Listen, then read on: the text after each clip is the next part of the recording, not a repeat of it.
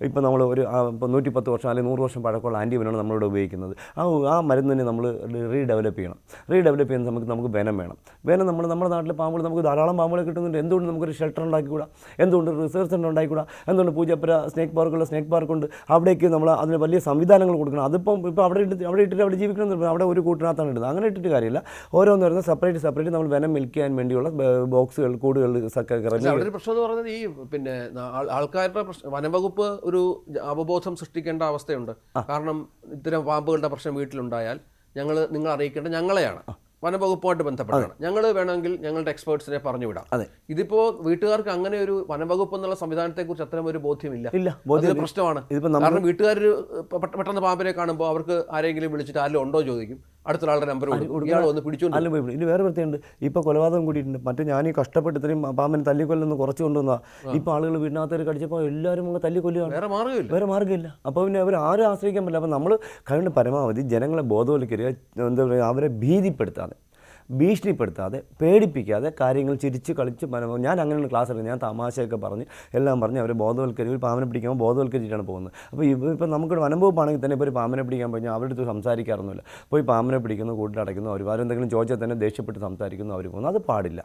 അത് നിർബന്ധമായിട്ട് ഒഴിവാക്കണം. അതെന്ന് വെച്ചാൽ അത് അങ്ങനെ ഒരിക്കുമ്പോൾ ജനങ്ങളിനെ വിചാരിക്കും അങ്ങനെ അത് വേണ്ട, നമ്മളെ വീട്ടിൽ നിന്ന് നമ്മളെ കൊച്ചാക്കിയിട്ട് പോകുന്നത് ശരിയായില്ല, നമ്മൾ അടുത്ത പ്രാവശ്യം ഒരു ആരെയും വിളിക്കത്തില്ല, തല്ലിക്കൊന്ന് കുഴിച്ചു മൂടും. ഒന്നും ചെയ്യാൻ പറ്റില്ല. നമ്മുടെ ജീവനാണ് വലുത്. മനുഷ്യൻ്റെ ജീവനക്കാരും വലുതല്ല ഭൂമിയിലൊന്നും. അപ്പോൾ അവർ തല്ലിക്കൊന്ന് കുഴിച്ചു. നഷ്ടപ്പെടുന്നത് വിലപ്പെട്ട ജീവനുകളാണ്. കൃത്യമായിട്ട് നമുക്കൊരു പോളിസി വേണം. നമ്മളെ മറ്റ് ഈ വാഹനാപകടങ്ങൾ സംഭവിക്കുന്നത് പോലെ അല്ലെങ്കിൽ മറ്റ് അപകടങ്ങൾ സംഭവിക്കുന്ന പോലെ തന്നെ വളരെ പ്രധാനപ്പെട്ടതാണ് പാമ്പ് കടിയേറ്റ മരണവും. ജീവനാണ് നഷ്ടപ്പെടുന്നത്. അവിടെ ഒരു പോളിസി വേണം. അതില്ല കേരളത്തിൽ. ഇനിയൊന്നും ഇതില്ല. 100% ഉറപ്പായിട്ടും ഇല്ല. ഇനി വേറെ കാര്യം സാറേ, ഒരു വീട്ടിലൊരു കുഞ്ഞ് മരിക്കുമ്പോൾ ആ വീട്ടിൽ കുഞ്ഞ് മാത്രമാണ് മരണപ്പെടുന്നത്. കുഞ്ഞിൻ്റെ അച്ഛൻ മരണപ്പെടുന്നു, അമ്മ മരണപ്പെടുന്നു, വീട്ടിലെ കുടുംബാംഗങ്ങൾ അത്രയ്ക്ക് ഓമനിച്ച് വളർന്ന കുഞ്ഞാണ്. അപ്പോൾ അവരെല്ലാം മരണത്തിന് തുല്യമായിട്ട് പിന്നെ ആ വീട്ടിൽ ജീവിക്കുന്നു. അപ്പോൾ നമ്മൾ അതിനൊരു സംവിധാനം കണ്ടെത്തിയില്ലെങ്കിൽ, ഇതെന്ത് വന്നാലും മരുന്ന് പുതിയത് കണ്ടുപിടിച്ചില്ലെങ്കിൽ നമുക്ക് അപകടം. മരുന്നിന് കാലാവധിയുണ്ട്. 2 വർഷത്തിനടുത്തോളം 2 വർഷം വരെയൊക്കെ ഒരു മരുന്ന് ഉപയോഗിക്കാൻ പറ്റുള്ളൂ. ഇത് പൊടിയാണ്. നമുക്ക് ലിക്വിഡല്ല. പണ്ട് ലിക്വിഡായിരുന്നു, ഇപ്പോൾ പൊടിയാണ്.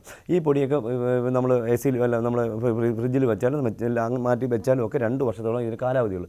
2 വർഷം മാത്രമാണ് ഇത് ഉപയോഗിക്കുന്നത്. എന്തെങ്കിലും ഒരു കണക്കുണ്ടോ അവിടെ? ഇതിൻ്റെ കാലാവധി നോക്കിയിട്ടാണ് ചെയ്യുന്നത്. അത് മാത്രം ഇത് ചെയ്യാൻ പറ്റുന്ന നല്ല ഡോക്ടർമാരാണോ ചെയ്യുന്നത്? സാർ നല്ല ഇപ്പോൾ നമ്മളൊക്കെ പറയും താലൂക്ക് ഹോസ്പിറ്റൽ പാമ്പടിയിട്ട് നിങ്ങൾ ഏറ്റവും അനിവാര്യമായിട്ട് അറിയേണ്ടത്, ഒരിക്കലും ഒരു ആംബുലൻസിൻ്റെ നമ്പറല്ല നമ്മൾ കരുതി വെക്കേണ്ടത് നമ്മുടെ ചുറ്റിനും എത്ര ഹോസ്പിറ്റലുകളിൽ ആൻറ്റിവനമുണ്ട് എന്ന് കണ്ടെത്തണം. ഈ സംഭവമൊക്കെ വന്നതിന് ശേഷം ലിസ്റ്റുകളൊക്കെ പബ്ലിഷ് ചെയ്യുന്നുണ്ട്. പക്ഷേ ഇതൊരു സ്ഥിര സംവിധാനമായിട്ടില്ല. ഒരു ശതമാനം ഹോസ്പിറ്റൽ ആൻറ്റിവനമുണ്ട്, എവിടെ എത്തിയാൽ ജീവൻ രക്ഷപ്പെടും, എത്ര സമയം കൊണ്ട് എത്തിച്ചാൽ രക്ഷപ്പെടുത്താം, എങ്ങനെയാണ് പ്രാഥമിക ശുശ്രൂഷ, ഇത്തരം കാര്യങ്ങളിലൊന്നും ഒരു അവബോധവും സാധാരണക്കാരനില്ല. ശ്രദ്ധിക്കാത്തൊരു മേഖലയാണ്. 100%. ഇനിയൊരു കാര്യം പറയാം, ഇത് നമ്മൾ പാഠ്യപദ്ധതിയിൽ ഉൾപ്പെടുത്തുക.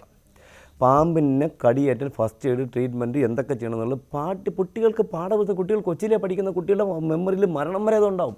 നമ്മൾ ഇടയ്ക്ക് കൊണ്ട് ബോധവൽക്കരിച്ചിട്ട് ഒരു കാര്യമില്ല. ഇത് പാഠ്യപദ്ധതിയിൽ ഉൾപ്പെടുത്തി തന്നെ മുന്നോട്ട് പോകണം. എങ്കിൽ മാത്രമേ ഇതിനൊരു അടിസ്ഥാനപരമായിട്ട് നമുക്കൊരു എന്താ പറയുക വിജയത്തിലെത്തിക്കാൻ കഴിയും. ഇപ്പോൾ 2030 ആകുമ്പോഴത്തേക്കും നമ്മൾ 0 ബൈറ്റ് പോളിസി ആവുന്ന 0 എന്താ പറയുക ഡെത്ത് വരും എന്നുള്ള പറഞ്ഞാൽ ഒരിക്കലും നടക്കാത്ത കാര്യമാണ്. 2030 35 40 ആകുമ്പോൾ നമുക്കിത് വിജയിപ്പിക്കാൻ പറ്റും. പക്ഷേ അത് മരുന്ന് റീഡെവലപ്പ് ചെയ്താൽ മാത്രമേ നടക്കുകയുള്ളൂ. അല്ലാതെ നമ്മൾ എന്തെങ്കിലും പറയുമ്പോൾ വെറും എന്താ ചുമന്ന നാടുകളിൽ മാത്രം കുരുങ്ങിപ്പോരുത്. ഇപ്പം നമ്മൾ എന്തെങ്കിലും ആവശ്യം വരുമ്പോൾ മാത്രം, എന്തെങ്കിലും പ്രശ്നം വരുമ്പോൾ മാത്രം നമ്മളിതിലേക്ക് മുന്നോട്ട് പോയിട്ട് കാര്യമില്ല. പക്ഷേ ഇതിന് നമ്മൾ ഉന്നതിയിൽ എത്തിക്കണം.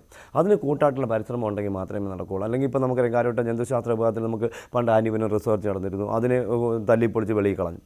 സമയത്തിന് റിസർച്ചിന് വനത്തിന് മിൽക്കാൻ വനത്തിൻ്റെ പെർമിഷൻ ചോദിച്ചപ്പോൾ 2 വർഷം കഴിഞ്ഞിട്ടാണ് കൊടുക്കുന്നത്. അപ്പോൾ ഈ റിസർച്ച് ഹോൾഡർമാർ എന്ത് ചെയ്യും? അവർ വിദേശത്തേക്ക് പോകും. ഇവിടെ നിൽക്കുന്ന അവർ അടുത്ത വഴി നോക്കും. വിദേശ രാജ്യങ്ങളിലൊക്കെ ഇതിനുള്ള എല്ലായിടത്തും സമയമാണ്. ബാക്കിയുള്ള രാജ്യങ്ങളൊക്കെ എടുത്ത് ഡെത്ത് കുറവാണ്. പിന്നെ സൂപ്പറല്ലേ. അതുപോലെ നമുക്ക് ആവാൻ പറ്റും. അത് നമ്മൾ എന്തുകൊണ്ടാകുമ്പോൾ നമുക്ക് ഏറ്റവും കൂടുതൽ ഡെവലപ്പ് ചെയ്യുന്ന സ്ഥലമല്ലേ നമ്മുടെ കേരളം. എന്തുകൊണ്ടത് ചെയ്യാൻ പറ്റുന്നില്ല? ഇത് മരുന്ന് കൃത്യമായിട്ട് കണ്ടെത്തിയില്ലെങ്കിൽ ഡെത്തിൻ്റെ എണ്ണം കൂടും. ഈ മരുന്ന് നിർത്തലാക്കുക. ഈ മരുന്ന് പുതിയ മരുന്ന് കണ്ടുപിടിച്ചതിന് ഇതിനില്ലായ്മ ചെയ്യുക, അല്ലെങ്കിൽ പണി കിട്ടും. കൂടുതൽ വാർത്തകൾക്ക് News 18 Keralam YouTube channel subscribe ചെയ്യുക.